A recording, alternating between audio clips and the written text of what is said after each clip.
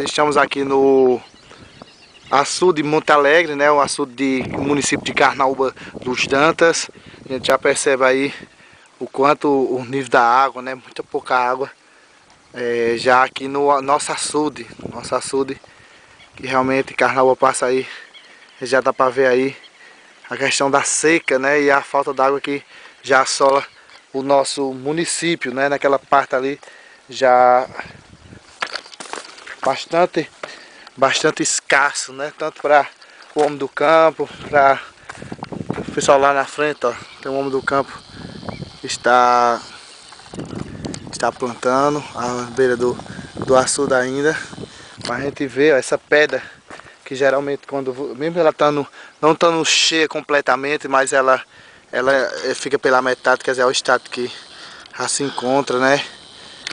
Os animais ali, ó, já tem também os gados, né, as vacas pastando já na beira do açude de Monte Alegre. Essas pedras que são todas cobertas pela água. Lá na frente é o sangrador, né? E a distância já aqui é a casa que fica localizada aqui perto. E veja aqui a pedra, né? A pedra que sempre ela está coberta de água, mas a gente já percebe aí o quanto baixou, né? Pouquíssima água aqui no açude Monte Alegre, aqui no município de Carnaúba dos Dantas. Você acompanha através da TV JCN. Esse aqui que teve aqui perto para mostrar a vocês já o estado de calamidade que já entra também o município de Carnaúba dos Dantas. Entra em situação de seca realmente. Lá na frente, como eu falei, né, já tem alguns animais, gatos já pastando assim bem perto.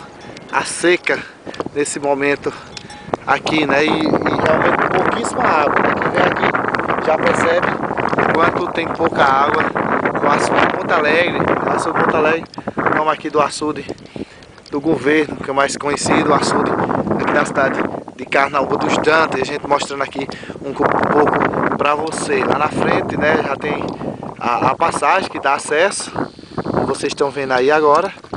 E pouquíssima água, né? Isso aqui é o açude de Monte Alegre, repetido para você, aqui da cidade de Carnaúba dos Dantas. Veja como é que tá a pedra, né?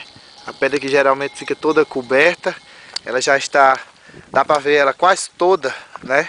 Já dá para ver quase toda a pedra. E a gente mostrando para você o quanto tem pouca água. Aqui também essa pedra que está aqui a minha logo mais à frente, vocês estão vendo aí, ela também fica realmente coberta.